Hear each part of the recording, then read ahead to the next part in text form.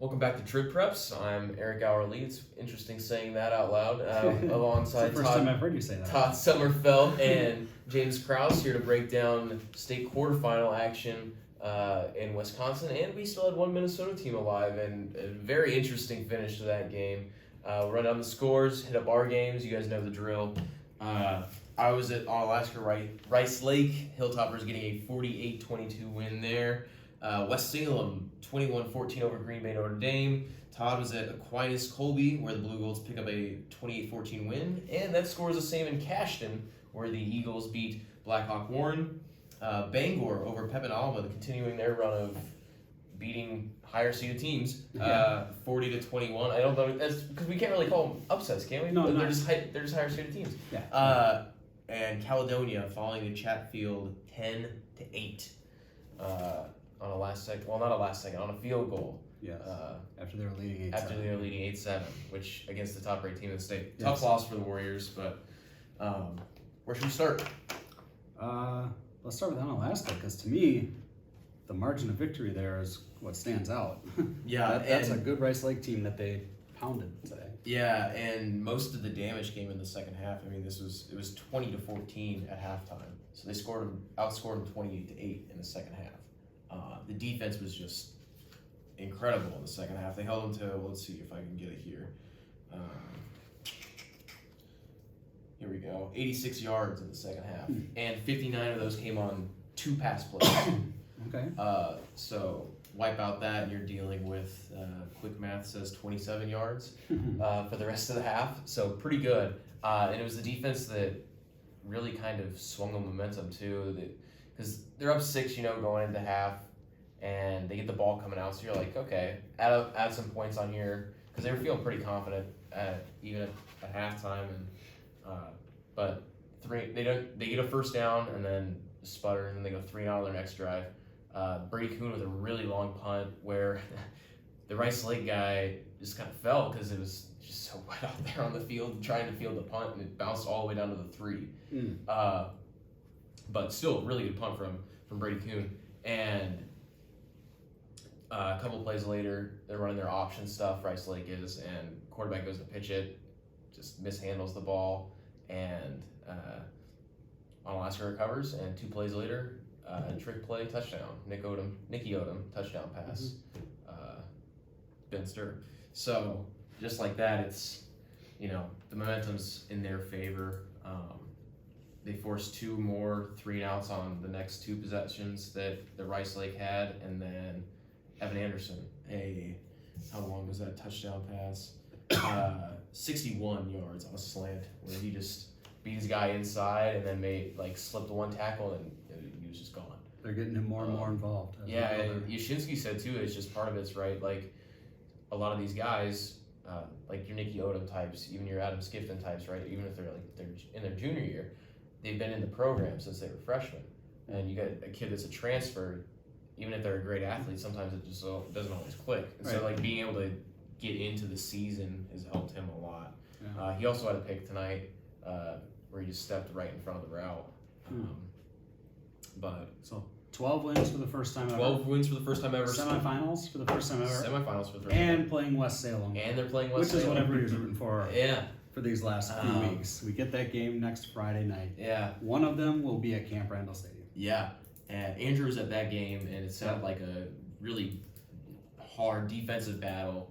Like I said, 21-14. It was a trick play, I believe, right? Yes, and Brett McConkey caught the winning touchdown pass. Because of course. The normal quarterback. And that was after I think he intercepted a pass to set up that drive, too. So a big game for McConkey there. Beating, I know it's a 1 seed against a 7, but that's a big win for West Salem. Yeah. Notre Dame plays really good teams all year. Comes in, that was definitely since they played Onalaska, that's the biggest team West Salem has seen. Oh, yeah. Came in with a real ability to run the ball, and score a lot of points. I think both teams scored, or Brian Kennedy had the kickoff return. Correct. And he had a touchdown catch. And a touchdown catch, but Notre Dame answered right away. Yep. Both times West Salem went ahead. Yep. Or the first 2 times they went ahead anyway. Yep. And I think it was about 4 minutes or something left when they when they got the go-ahead touchdown for good there. And they had a defensive stand at the end. But Notre Dame did a good job of answering the first couple of times, just couldn't do it a third. So West Salem, I think it's the first time since 2008, back to the semifinals. After that was part of that great run they had in the mid-2000s of going to the semifinals almost every year or to the championship game. And not too far away from a winless season. Yeah. In West Salem. So great advancement there for them. Like I said, we've all been hoping we get this Onalaska West Salem game. It should be a good one. Rematch from week 1, and just the fact of having 2 local teams playing to go to Madison is nice. That's a rarity. Right. I was super impressed with Onalaska in the second half. Just defensively, they've got so many guys. They do. They've got so many guys. I mean, you could say that even offensively about them. I mean, Brady Kuhn is a really good running back.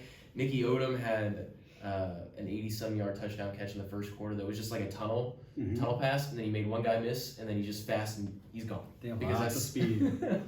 I remember when they beat Reedsburg this season 35-0, and Reedsburg was the other top team in the conference at that time. Talking to the Reedsburg side of things that night, and they're like, too much speed.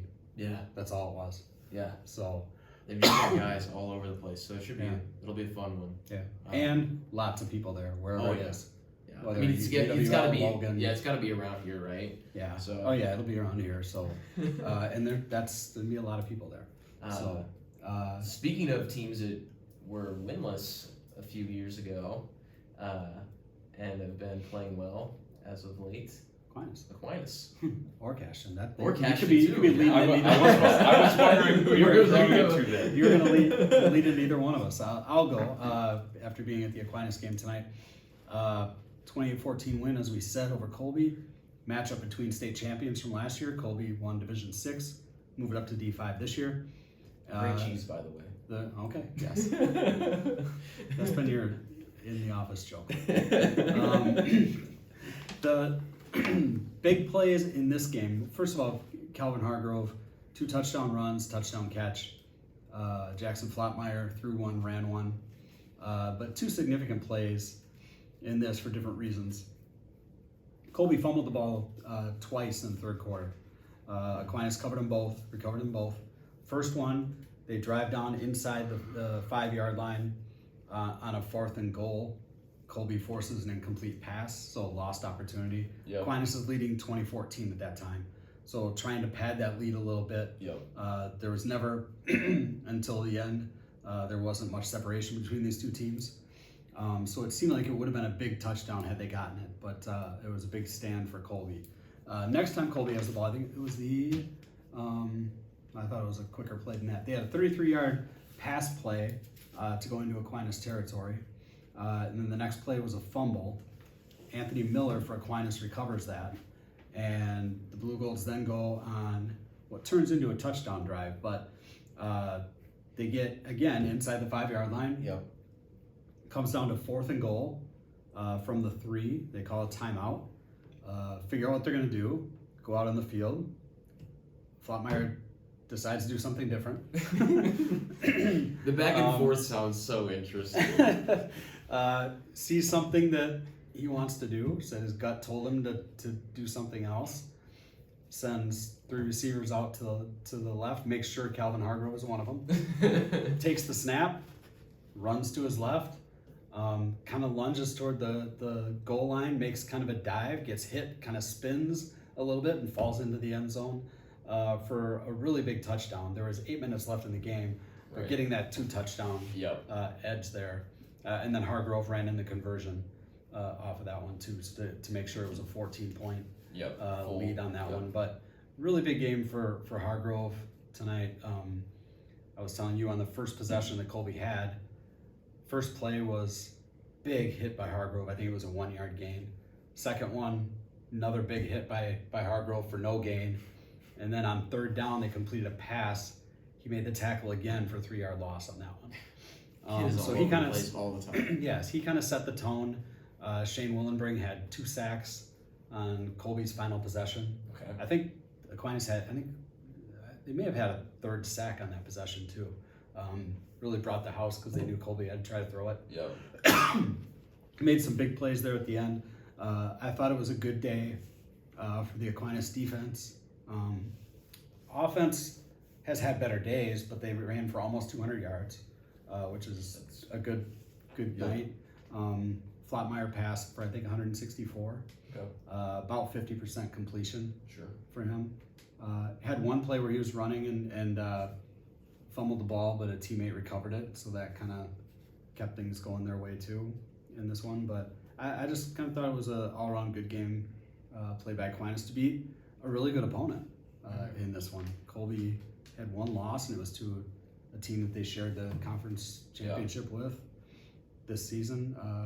Beat the number 1 seed going into this one, and gave Aquinas this home game.